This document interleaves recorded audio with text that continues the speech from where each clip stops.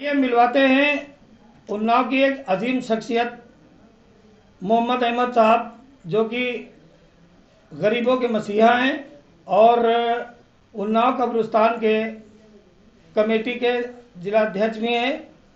और इन्होंने एक लॉकडाउन के चलते हुए उन्नाव के सफीपुर नगर पंचायत के क्षेत्र के ग्राम उसिया में एक विक्रम कनौजिया की डेथ हो गई थी ओमान में, जो इन्होंने वहाँ से लाश मंगाई है। और किस तरीके से मंगाई, चलिए इनकी जुबानी से सुनते हैं। मोहम्मद अहमद साहब, बताइए आपने कैसे उनकी लाश उनके घर वालों तक सौंपा?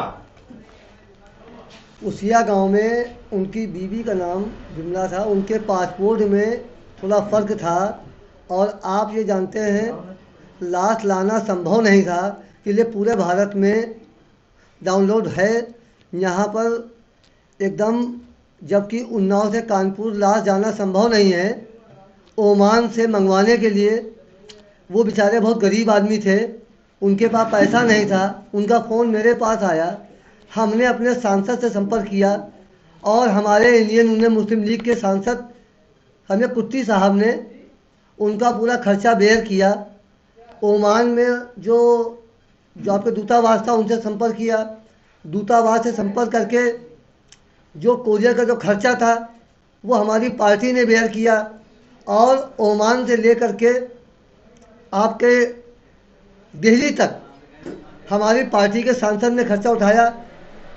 और उसके बाद 18,000 रुपये हमने जो एम्बुलेंस का खर्चा उठाया। जब उनके घर गए तो देखा अंतिम संस्कार के लिए भी उनके पास हालात ठीक नहीं है, तो 5,000 रुपये दिया हमने और उनके लिए सोच रहे हैं। इस टाइम माहौल जो लोग हिंदू मुस्लिम जो फैला रहे थे, ये उसकी एक मिसाल है। हम लोग हमेशा हिंदू मुस्लिम के लिए काम करते रहते हैं, हमारे दिल में कहीं ये बात नहीं है। हमारे पास तमाम लाशें आती हैं, हिंदू की भी मुस्लिम की भी। कभी ऐसा नहीं हुआ है हम हिंदू करें मुस्लिम करें, पहले हम मानव हैं। हमने जो काम किया, हमारी पार्टी ने काम किया, ये मानवता के नाते किया, ना कि हिंदू मुस्लिम के लिए किया।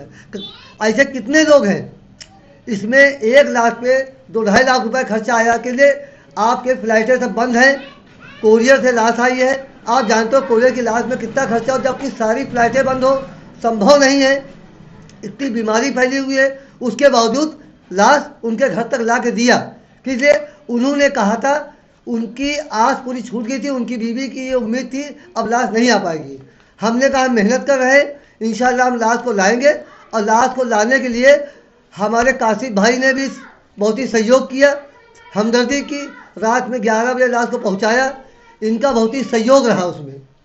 तो हमारे जो साथी हैं वो उन्होंने हमारी मदद किया, हम उनके मतलब उनके एहसानमंद भी हैं। और इस तरीके से हम लोग आगे बढ़ रहे हैं, समाज सेवा के लिए आगे बढ़ रहे हैं हम लोग।